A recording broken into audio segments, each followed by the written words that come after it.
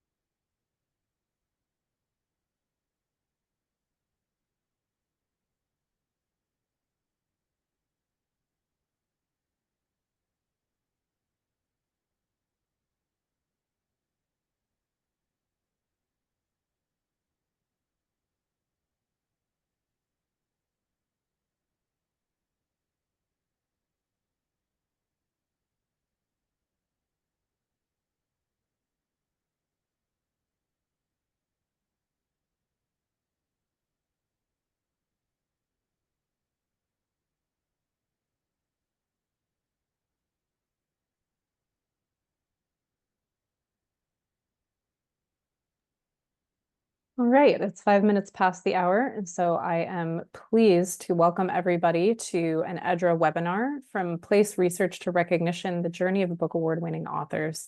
The two speakers joining us today are from EDRA's Great Places Award, and your host, board member and recognitions committee member, Dr. Bo Zhang, will talk more about the Great Places Awards and Great Places series. A few logistics for today. First off, the chat feature has been disabled for our audience. If you look at the bottom of your screen, you will find a Q&A button that looks like a little speech bubble with a question mark in it. You can use that to submit questions. The speakers and your hosts will see those questions and answer them in the course of their presentation or during the Q&A. I also want to share, I'm very happy to say that our EDRA 56 call for proposals is open now on the EDRA website. Please join us in Halifax at Dalhousie University. We would love to have you, and maybe you will be our next Great Places Award winner. With that, I will turn it over to our host, Dr. Bo Zhang. Bo, the floor is all yours. Thank you. So, hello everyone. So welcome to our Wisdom from Great Place series webinar season. And today we invited two Great Place Book Award winners and to talk about their journey of Book Award winning journey. So first of all, let me introduce. So the Agile Great Place Award are unique among programs that honor the professional and the scholarly excellence in environmental design. They seek to recognize work that combines expertise in design, research, and practice, and contribute to the creation of dynamic human nameplates that engage our attention and imagination. Each year, we assemble a jury with diverse backgrounds in design, research, and practice, and the jury evaluate how each project address human experience with well-designed places. The jury select exceptional submissions from 5 categories: place design, place planning, place research, place book, and place art. So today, I'm so excited to be here with you to celebrate the power of place books and to inspire and educate and connect us all. As practitioners and researchers in architecture, planning, urban design, landscape architecture, interior design, we know firsthand the importance of books in our field. They are a source of knowledge, inspiration,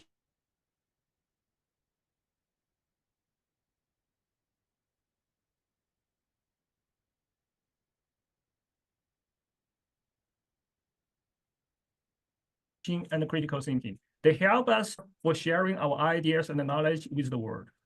Writing a book can be a challenging but rewarding experience. It requires discipline, dedication, and a willingness to share our new thoughts with others. But it can also be a good way to make a lasting contribution to our field. So today, we are honored to present this webinar from place research to recognition, the journey of book award authors. So we have 2 speakers today, and Dr. Galen Newman and Dr. Vikas Mehta. Dr. Galen Newman is a professor and head of the Department of Landscape Architecture and Urban Planning, and Newco Kevin Youngblood, and professor of residential and land development at the Texas A&M University.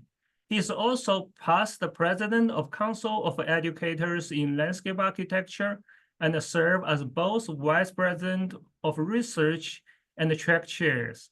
His current research focuses on the integration of urban regeneration and urban flooding resilience. His work has been published in more than 115 high-quality peer-reviewed journal outlets, and he also authored 2 highly influential books. His work has been funded through numerous internal and external funding resources, including the National Science Foundation and the National Institute of Health. He also won many awards for his research, including the Excellent in Research and Creative Scholarship Award from CELA, the Best Paper Award from Journal of American Planning Association, a Presidential Impact Fellow from Texas A&M University, the most influential instructor from Design Intelligence. His design and planning-related teaching effort has also led to many efforts to provide service learning opportunities, which has also won 2 national and state awards. As a testament to his achievement, in 2023, he was elevated as a fellow of the ASLA. Dr. Newman received the Agile Great Place Book Winner Award in 2024. So we have our second speaker, and Dr. Vikas Mehta. Dr. Vikas Mehta is a renowned expert in urbanism and urban design. As a professor of urban design, the Giannini Chair and Ohio eminent scholar of urban environmental design at the University of Cincinnati.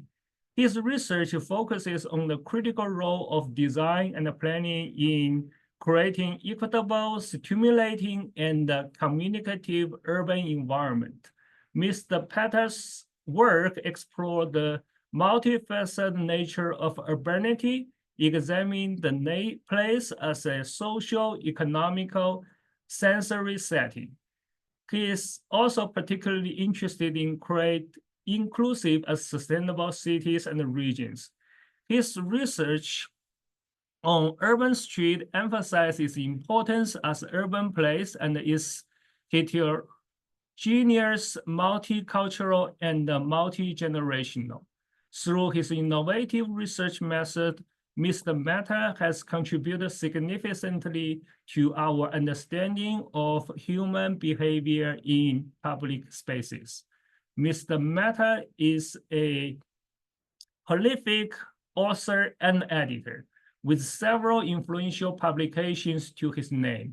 Several of his books include Public Space Reader, Companions to Public Space, 101 Things I Learned in Urban Design School, as well as the street quintessential social public space that has been widely recognized and has received prestigious awards, including 2014 Agile Great Place Award, which is 10 years ago. Dr. Mehta received this Agile Great Place book Honorable Mention Award in 2024.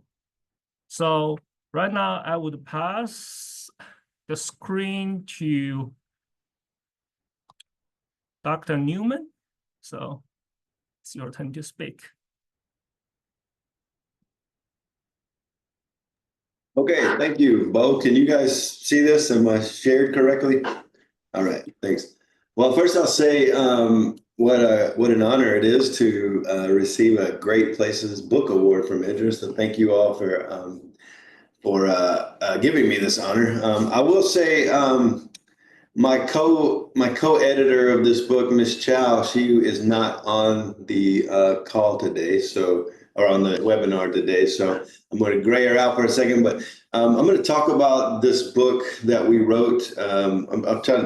I'll try to mix in kind of the process of how we went about creating it with the actual content simultaneously. And that'll be the approach I try to take. But it's a landscape architecture, I would say, categorized book, if you will. But really, anyone that does flood mitigation can benefit from this. And you'll see architectural elements and all types of things in here because it really looks at green infrastructure and engineered infrastructure and how do we use it to combat flood mitigations, even in light of sea level rise. So you'll see the title here, Landscape Architecture for Sea Level Rise, but it's much more multidisciplinary. And it's global. So we have 18 different case studies. I'll get into all of that's in it, plus a lot of build up around it and after those case studies.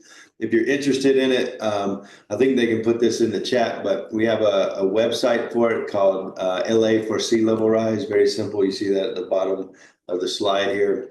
You can take a look at some of the reviews and stuff like that on the website. So why did we compile this book? Well, obviously with the notion of the climate and how it's changing currently, right? And all the different types of flood issues and flood impacts that are negatively harming places around the globe, we wanted to create a very, very visual collection and categorized version of how we can, use design to develop solutions to a lot of these things. So we wanted to compile kind of a categorized set of solutions to these to flood issues across the globe. So this is kind of how we start the book out, the global context of sea level rise. And we talk about a lot of the major statistics about it up front, and then we move into some of the existing places doing some good things. And then we move into 18 different chapters on other authors that are doing cases. And then towards the end, we take the program from all the cases that we covered, categorize them into structural, non-structural, and hybrid mechanisms, and analyze those different mechanisms. And then we come up with a kind of theory to close the book. So I'll go through all of that. But so this is how the book kind of starts out, right? 21 years, in the past 21 years, almost 250,000 deaths and over 2 billion people have been negatively impacted by floods. So we're setting the stage here.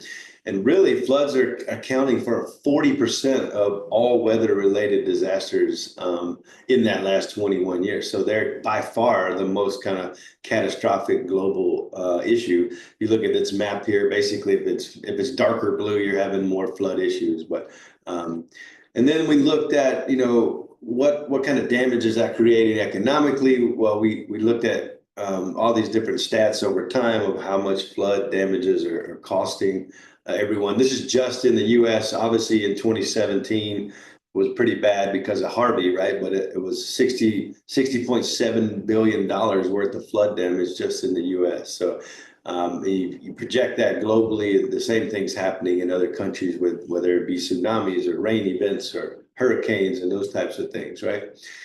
And then you build in sea level rise. So I will say, we have a chapter on sea level rise that really talks about, if you look at just the NOAA projections here on the right, they have all these different scenarios from low to high or extreme, whatever you want to call it, right? So low is 0.7 feet a projection, right, by 2100, and the extreme is 6.6 feet. So we're kind of all over the place when we're projecting how far. We don't really know. And we talk about actually other than NOAA, right? We talk about 6 other sea level rise projection mechanisms and how all these are different. And some of them take into account land subsidence, some don't. So we're kind of all over the place as far as like knowing the numbers of how it may project to rise. But what we do know is however much it does rise, it's going to increase coastal flooding. It's going to increase the floodplain. The size of the floodplains, those types. So what people don't think about is, okay, if let's say sea level rises 1 foot, so they say, oh, then that stuff that's 1 foot higher is going to be underwater. Well, what you don't get is that the floodplain has to project out to that 1 foot elevation, or even more or less, depending on where it is. But that floodplain is going to expand too, so more people are going to have to buy flood insurance and all that kind of stuff. So we set the stage by showing the problem. And then also just basic nuisance flooding. So things that aren't in the floodplain, technically, that are still flooding during rain events and all these other kind of flood type related disasters are projected to increase up to 900%, at least in the U.S. So there's all kinds of things that there's a ripple effect, right, from flood issues that's happening. It's going to be exacerbated by sea level rise, no matter how much it goes up. And then what's happening is that our coastal areas have a significant amounts of population. So the highest population density in the U.S. in our coastal areas, 14 of the nation's 20th largest cities, 19 of the 20 most densely populated counties are all along the coast. So in these flood areas, there's a lot of people, right? So they're going to be affected. So that sets the stage. So what we did, we ended up with 18 global case studies, and we set like a specific outline that we wanted them to follow. So what's the problem or problems you're trying to solve? What did the design do? What was the design program, and what was the design impact? I'll kind of give you some examples. And that was kind of the hardest part of writing the book, was making sure the authors stayed to the guidelines. So the template I gave. So before I reached out to authors, and I'll get into who all was doing what and stuff next, but I wrote an example chapter, and then I wrote an outline for them to follow. So everyone followed the same framework. And we had initially had 20 case studies that we wanted to get, but two places didn't make the cut, and I won't throw them under the bus, but they didn't make the book, and they wouldn't follow the rules, so I had to get rid of it. Because it was very important we followed the same framework, you'll see why. So of these case studies, we wanted to look at, we say structural, non-structural, and hybrid. That's just mostly green infrastructure, mostly engineered, or mostly mixed, that kind of stuff. So that's kind of how we broke down the programs. I'll get into some of these example cases. But we wanted this thing to be all the heavy hitters we could get to sign on to this thing that were doing design and flood mitigation. So if you look, like Kate Orff did the foreword for the book, and we got some big people from LSU, Florida, Wellington. We got global places, people in Thailand. We got some really big hitters. A lot of them, I would say not even a lot, I'd say some of them I knew personally, as far as like, I was citing their work and my work, but some of them I was just researching, like who's the flood guru, in Bangkok or something, right? And I would reach out to them, and some of them would sign on, some of them didn't. But the thing was, we already had a couple of cases that we had followed the same framework around here in Houston and in Tampa, and I was like, man, the way we're doing this, we should try to see if others are doing the same. So we were trying to reach out to a bunch of heavy hitters and see if they sign on, and a lot of them did. And you can see some of the great names that we have on here. And we had to make them, again, follow the same framework, because the end of the book extracts stuff from all the case studies, right? And I'll show you what I mean here as I move forward. So basically what I did was I got the authors to sign on, give me an abstract, and I submitted the proposal. The proposal luckily got accepted, otherwise they probably would have been mad at me. But I set up 3 internal deadlines that were like, you need to have the first draft of your chapter by here. And then within 1 or 2 weeks after that deadline, I would give them feedback and say, you got to fix this, this, and this, add this. And then the next, so they had 3 rounds of edits before I sent them on to the publisher, and I set a strict timeline, and that's another reason why 2 of them didn't make the cut, because they didn't make some of the deadlines. So, and then basically once that happened, I sent all the materials up. We wrote all the upfront stuff, me and most of the A&M colleagues I have that were working on the book with me, and then we wrote the last chapter, and then the last 4 chapters actually that were extracting from the 18 case studies. So we needed everything to follow the same thing so we could analyze it and compare across cases. And so that's exactly how we did here. I'll give you kind of 3, when I say, like, I'll tell you 3 case studies. So the rationale, right, the design itself, and then the impact of the design. That's kind of how we followed. So every chapter has the same framework.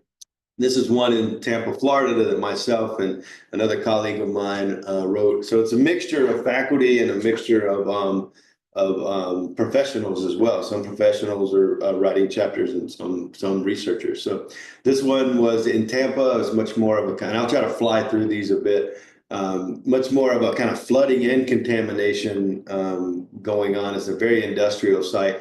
And with sea level rise, right now about 1/4 of the land uses are in the flood zone, and that's washing contamination through the rest of the community. And then with sea level rise, if you go to an extreme, it's about 51% of the industries will be underwater, or 35. Or 35 with an intermediate sea level rise. So either way, it's gonna be worse conditions, right? And those contaminants are going to spread across. So if you look at this table here on the left, like this is how we broke down the program of every design. We had a master plan for every case. And then we broke it down according to the program for that plan, whether the elements were structural, non-structural, or hybrid. And then, so each one. So this one is a structural heavy in the sense that it had 44% structural mechanisms, primarily this kind of seawall barrier that is on the south side of the neighborhood, right by Tampa Bay, basically. And then, so it's mostly retaining walls, and then behind those retaining walls is a lot of different non-structural green infrastructure type elements. And then they use so there's always kind of be an impact assessment here too. So landscape performance was also we encouraged to be built into. They used we use a long-term hydraulic impact assessment model, but basically that design projected to, it was nearly 12. It was like 11.8% stormwater reduction decrease per year. And then it also would reduce pollution by 12% as well, at least pollutant load. If you ever use that tool, it uses land use and other input variables to project those things. So strong impact. This one was in Boston. So Tampa, Boston. I think I have one in Thailand. I'll show you as well. This was Stoss Landscape and Harvard GSD did it. Amy Whitesides led this kind of case study, but east side of Boston, right near the coast, basically they're having issues, what they call king tides, what are just giant high tide areas flooding this area. Much more green infrastructure based. There's kind of a set of a core wall on the outside that creates these nodes of park systems and different functions within those nodes. So it's 85% green infrastructure. And then you have these kind of nodes of biodiversity that are tucked behind this, basically like a linear, if you will, or crescent-shaped structural barrier. And then, so they use a lot of community engagement here to do this, and then they linked it specifically to the T, the Boston Mass Transit setup, but it would increase kind of marginalized community access to these places, lower the extreme heat, the kind of heat reflection that's going on there, and obviously decrease floods significantly over the next 50 years in the area.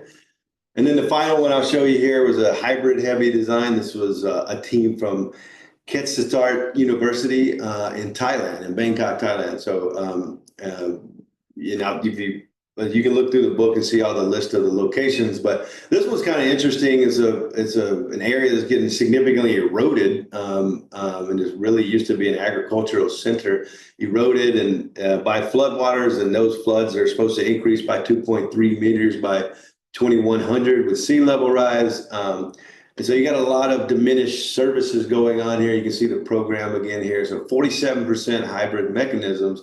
But the interesting part was the green infrastructure to me on the edge here. One of the things that's happening is they're losing coastline. It's getting eroded. So they want to kind of gain sediment back. So one of the things they did was put these kind of what they call living breakwaters with these zigzag bamboo breakwaters that were in front of the mangrove forest. I'll show it here on the bottom left a little better. So they restored these mangrove forests, but these kind of zigzag bamboo fences would absorb sediment and kind of elongate the coastal edge.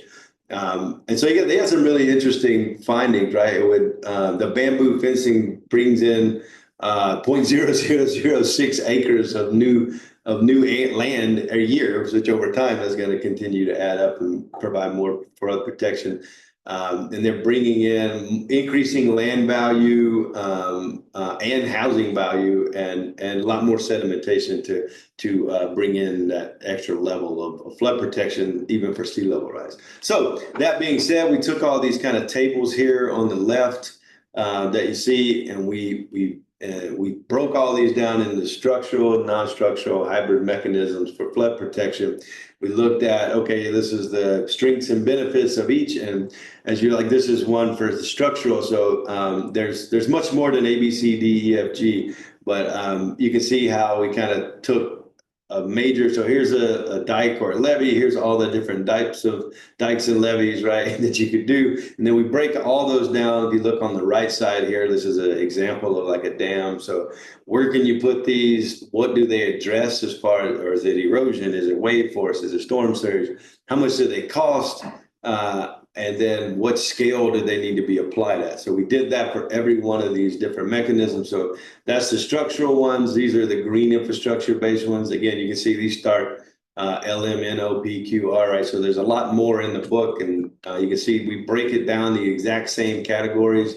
The dredging and mounding is an example here, but the exact same analytics of where you can put them and what they are used to treat, those types of things. And these are hybrids. So they're structural with green infrastructure built in. But the intent is to create this catalog of like, okay, I have this issue going on. Is at this scale, right? Storm surge and so. Storm surge and rainfall events are the primary thing I'm trying to protect. Now I can use, I can pick from these 6 elements that are really going to be the ones that I want to put into my program to fix this issue. So that was the intent here, to make this kind of grab bag of design decision making easy for you with the way we analyze it. So to finish this book, we took all that and we created a new theory, what we call the urban curriculum. So this is the last chapter of the book. So you've heard of like this term urban periphery, which is really just the landscape on the edge of the city. So we looked up, we were kind of looking at the etymology of this word periculum, which basically it means edge. So peri means edge, but it also refers to risk and danger. And then over time, damage, liability, hazards, all those started to absorb themselves into the meaning. So we were like, well, that's the riverine edge and the coastal edge is this kind of periculum. It's on the edge and it's at risk and danger. So we define the urban periculum as the collection of high risk flood landscapes that are threatened by current hazard and flood events, but also sea level rise. But they also, because of that, they require these kind of innovative solutions to be mitigated, and that's what the book is set up to help conquer, basically. So we kind of give you a map of what the periculum is, and there's some interesting kind of theoretical positions and stuff taken in the last part of the book. But that's my presentation. Hopefully I stay within the 20-minute time slot. Again, this is the name of the book. You can kind of see some of the images in it is very pretty, if anything. So take a look at it. Hopefully they shared the link to you. But I think will we take questions at the end, Bo? Yes, we are going to take the question at the end. So I'm going to read the jury's comments for this book. And this book scores very high in the 4 categories of evaluation, including the context, process, outcome, and impact.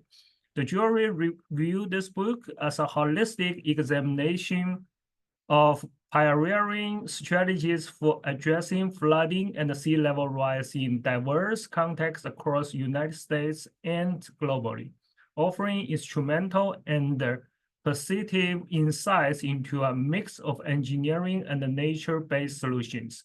It offers great lessons for urban managers, planners, and designers to combat climate change through thoughtful design. Okay, so I will pass that to Professor Vikas Mehta. So you may share your screen. Thank you, Professor Mehta. Thank you, Bo. And again, I feel really honored to get this award, honorable mention for Great Places for 2024. This is a subject that I have been working on for several years. It started with my dissertation work, which was on the urban street as a social public space, and sort of built in from there into essentially an inquiry into public space and the multiple dimensions and spheres of public space. So the first book really got me interested, and this was based on my dissertation, as I said, 10 years ago. And the writing of that book was even years before that. Following that, I got the chance to write an anthology of public space that was essentially 4 volumes constructed over 14 areas. And that meant that we were looking at what does it mean for philosophers, for legal scholars, for sociologists, anthropologists, of course, for people in the built environment, architects, designers, planners, landscape architects. And so I got a chance when I got this contract to create a anthology to really read about public space. And it was a wonderful experience to be able to compile, the work that had been done over decades by very different scholars. After that, Rutledge asked, well, why don't you look for new work on public space and create a companion? And that, again, was a wonderful opportunity to reach out to people in very different places around the globe with very different perspectives on public space. And then finally, the year after that, with my colleague Miodrag, we created a much shorter public space reader. So all of these efforts kind of took me into really learning about public space while I was interested in empirical work that I was doing on public space, creating one of the simple but easily usable public space index, which I did in 2014. So this has been with me for a while. And if you look at the nature of these books, they are very different. Many are edited existing work, others are edited new work. and others are things that are empirical work of my own writing. So with all of that, it came to me that I need to perhaps, look at something that captures this real complexity and this wide array, this very, very expansive space, if you will, um, for for an easy way to absorb it, for an easy way, especially for students and young scholars in public space and civic leaders, whom, of course, public space is an important component in terms of the city. And how would you do that so that you can get this across in a very, very easy, simple way? So the first thing was that there is this vast knowledge of public space. And can this book be like a primer about that knowledge? Can it package and deliver that knowledge in a way that designers, planners, people who are in the civic, realm are able to open this and look at this book and sort of it reaches out to them. That was one of my first goals. The other goal was I really didn't want to do anything more on public space, to be honest, to be working for this long. And I said, how do I make this a fun project for me? That I collect all of this and create an exercise over a couple of years that is also a fun project for me to write this. So one of the things that became integral is the design of the book. And the goal was that this book would be designed in a way that it communicates to the audience that I'm looking for. So it is presented in these very simple sort of 5 categories. Why I care for public space, to try to get the reader in, explain to the audience what it is. And the most interesting one is that public space is, it's ridden with paradoxes. And that's kind of the most fun aspect of it in many ways. It doesn't get resolved. It is fully embedded in very different paradoxes in the creation and the management of public space, in the design of it, and in the use of it. So, so that there's an entire sort of section on that. And the last 2 sections look at possibilities that open up, various ways we can think about public space and propositions that get into perhaps more concrete things that we might do. So I'll not try to go through the entire book in that section, but I will try to explain how sort of the research of this came together, what was the process of writing, perhaps, and what was the way that I negotiated with the publisher in this case, which was the same publisher, but with a very different product, a very different output. It wasn't going to be 4 volumes of 98 chapters. It was not going to be 50 chapters with 62 authors that we had done earlier in the companion. This was going to be a very quick, fast, but also very accessible book that would be a primer, but also a progressive text. And it would essentially be a dialogue between the social political and the material physicals, because that's my audience. I teach in the School of Planning. I teach students of architecture and city planning. So this became an interesting sort of outline for the book. It ended up being about 130 tenets, ideas, propositions in total. And if you look at this, this is just another page from the book. But the way it works is that there is a quick prompt, which is in this case saying that public space is like an insurance policy. And then there is a short explanation of what that is. Oftentimes there is then an elaboration to explain to the reader, to bring them in to what I'm talking about. And then there's sometimes sketches and photographs that accompany it. So what happens is that the book becomes something that you can almost open on any page and find something new about public space. So it starts with this idea of why care. And here are just a couple pages from that section, which talk about, we really, really need to make a case for ground in terms of, we think a lot about the figure, the massing, the architecture, the building, but we don't quite think about the case for ground. And as we do that, we in fact touch many, many more disciplines. We get into thinking about the public realm, the public sphere, so it talks about that. Then it moves, in this case, it talks about public space is one sort of a way that we can think about the pause in the motion of life. And so that way of sort of writing style and the structure and organization, in my sort of experience, would make it much easier to get to somebody. There's another section which talks about public space, that it's really a platform for much to happen, whether it is politics, whether it is socialization and social behavior, whether it is expression of different kinds, whether it is, inventing new ways of doing things, whether it is about the design of space or behaviors. It really is this platform that is very, very sort of common to people in the city. And then, there's a collection of what do we know? How have people defined this? How people have measured public space, to try to bring the reader into educating a little bit about what we kind of know about the subject. And then to explain that this is material, but it's also political and it's also social. So I'm just putting up some examples of pages here. And then at every section, there is this large prompt that occurs that kind of, you might question as a reader what it means. And then there is the explanation of that in the rest of the section.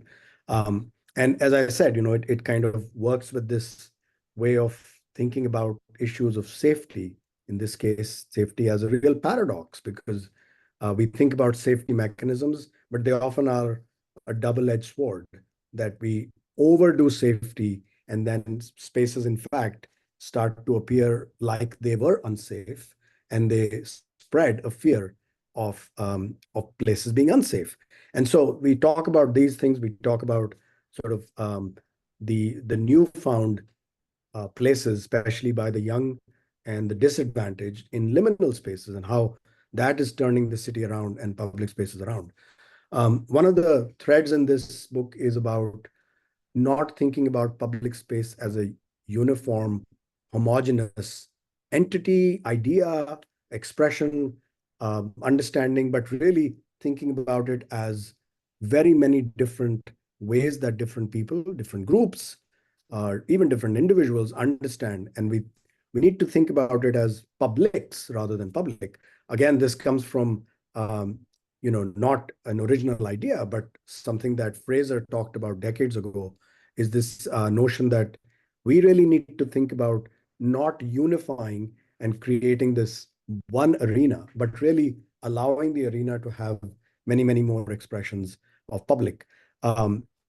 Of course, we talk about public space, and we cannot really separate it from the digital realm. And there's some sort of the prompts and writing about that itself, that what is the role of digital and public. In fact, in my opinion, they work collectively very well, where we are starting to move seamlessly between the two.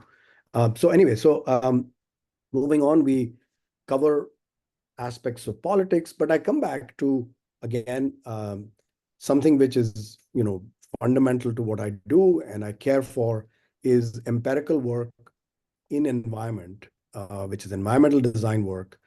And there are several sort of nudges in the book to get the audience to think about really looking and observing and sensing public space, and trying to understand what it is, and to understand and to study public life.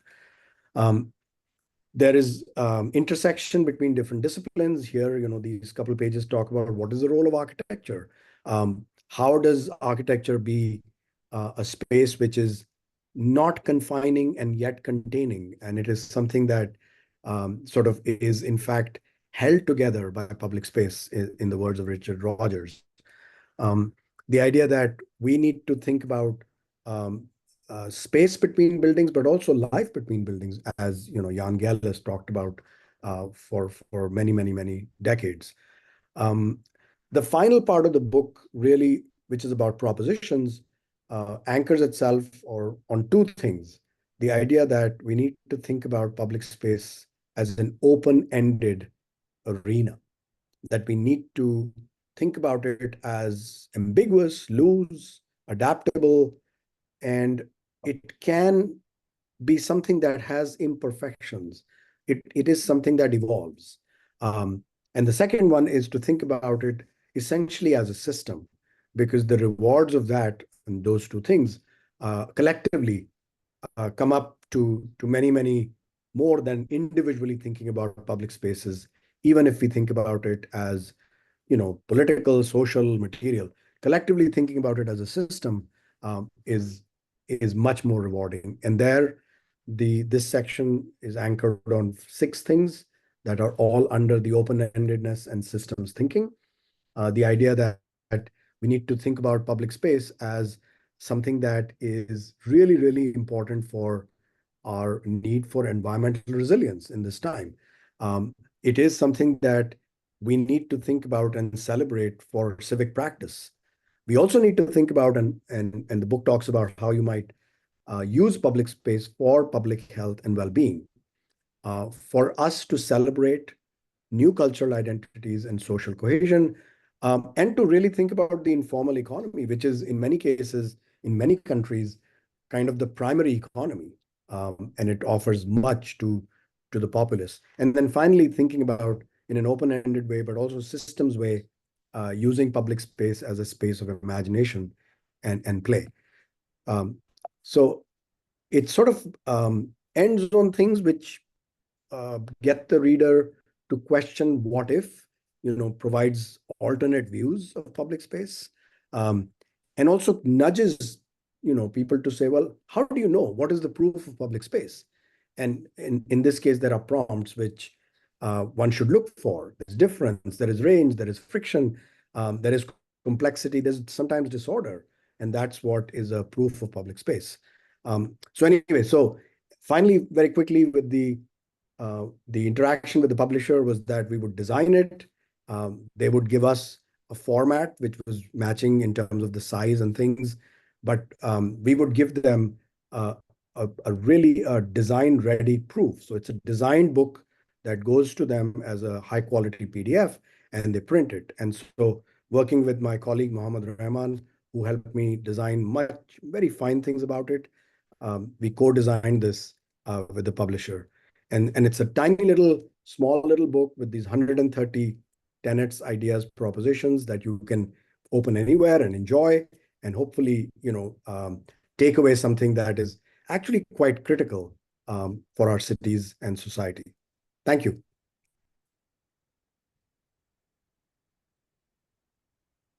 Thank you, Dr. So I will read the jury's comments for this book. This book is an admiration of Edawa of expand urban design discourse in urban space, structured in a non-linear fashion. This book includes 3 core sections: paradox, possibilities, and propositions, preceded by initial in-depth discussion and reflection on why care for public spaces and what its fundamentals are. The format of the book makes it accessible to a broader audience as it will animated with interesting illustrations with invite engagement. In essence, this book contributes to the contemporary debates on access and the inclusivity of the positive social impact of public space on cities and communities. So, thank you. Right. Thank you to both of our presenters. 2 books with really compelling graphics too. I want to point out how much the graphics are a part of telling the stories you're each telling. We have a question in the chat window here. This question is directed to both presenters. Both of your books address topics that are ambitious and wide-ranging, and they appear to be elegantly distilled. When you pitched your projects to publishers, how complete was the thesis and content? And how were you able to secure a publishing commitment if things were open-ended when you presented the idea to the publisher? And I know, Dr. Mehta, you said there was a particular invitation, so I'd love for you to both speak on this one. Thank you, Mallory, for the question. I can go first. Sure. I didn't know if she prompted you, so I didn't know. Yeah, I think it's the focus of my book was pretty pretty tight for the purposes of a proposal, a book proposal. You got to be pretty detailed. I mean, they want to know the audience and why this is novel and what else has been published and what is the abstract's got to be very on point. So the focus of the book has to be pretty detailed out, and it's got to be marketable. It can't be some you gotta almost write a commercial for this thing. So the focus there is pretty tight, but it's also loose-ended to a degree. So I had kind of a table of contents that here's the way I want the book to unfold. And I actually had, I think we had maybe 7 or 8 chapters written before we submitted it. But we had abstracts of all the other chapters of the the case studies and what we wanted to write towards the end. This chapter will blah blah blah. So we kind of had an annotated bibliography of the chapters that we didn't have already written, or at least drafts of. Obviously, they change over time, but so you want to have, the more you can get written of it, the better it's going to be when you go through the process, because you also have to have, you set your own timeline. They're like, how long do you think it's going to take you to write this? And you say, we'll have it done by here. But then there's also a little flexibility. You heard me say in my talk that, we're two chapters short than what we projected, but that wasn't really a big deal because we had so many other chapters. And honestly, we were hoping to cut the words down anyways. And so it worked out kind of well, probably not for the other sets of authors, but it's unfortunate because we wanted 10 national and 10 international, but we only got 10 national and 8 international because 2 of the ones that fell off were the international ones. So hopefully that gives you a glimpse into what I went through. Yeah, so in my case, it was I wouldn't say challenging, but I wanted to first design the book before I went to the publisher, because I was convinced that no publisher would be interested in this. They'd say, you need to do a deep dive into, 5 things. You are telling us you're going to do things that are, I don't know, 80, 90 of these topics. And how do we know what you know about this? What are what is the idea here? I think some of it, perhaps the publisher was comfortable with because of the previous work on public space. I'm sure that's critical. But in the case of approaching the publisher, I had designed I forget, maybe about 20 tenets, which we certainly improved later on, but it was a design package and a table of contents, and many others were sort of in the half, 3/4, quarter phase of writing. But I think doing those 20 or so gave me the confidence that this is something doable.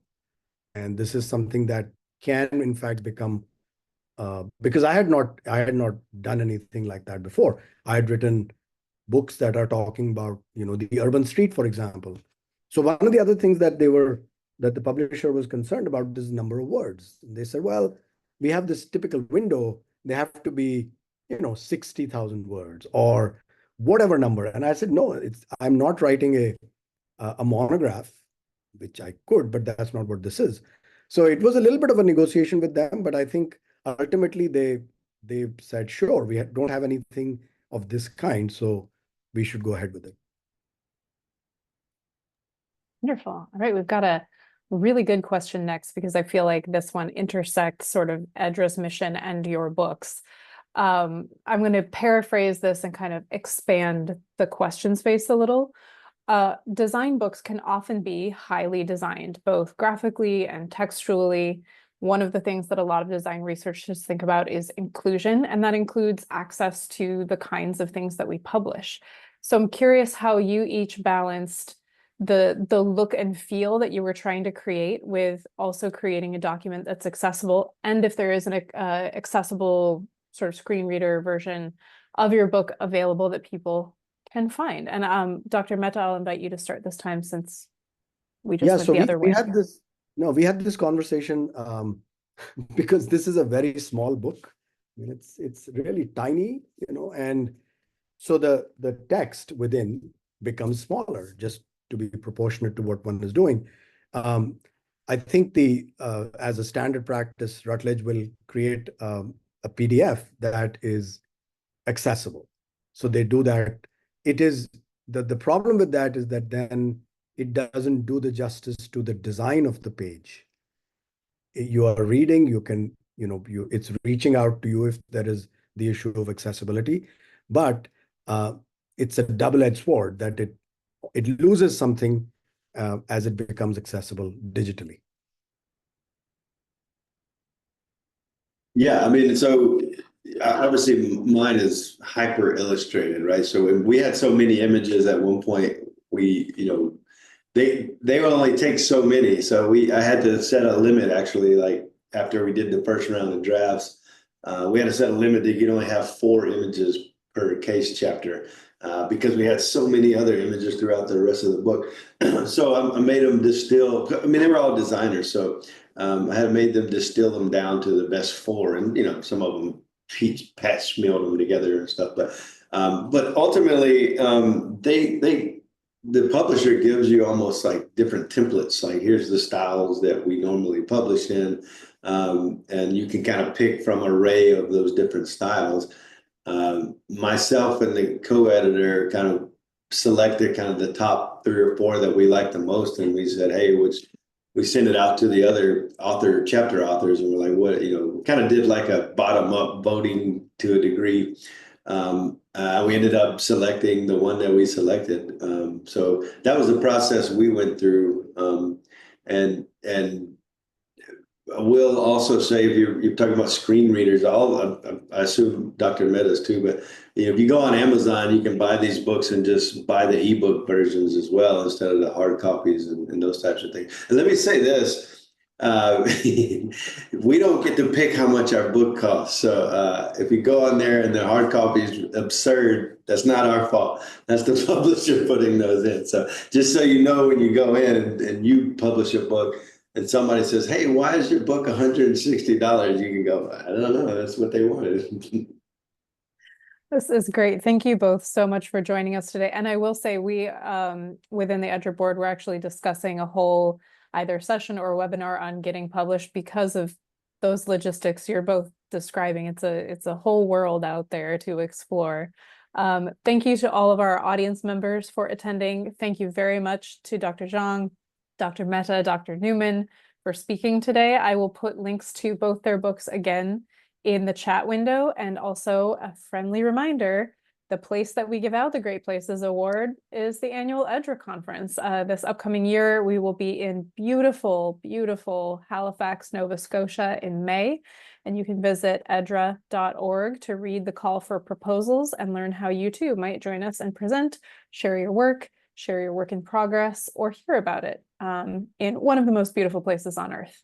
So thank you so much to our speakers again, and we will see you at our next EDRA webinar. Thanks, everyone. Thank you.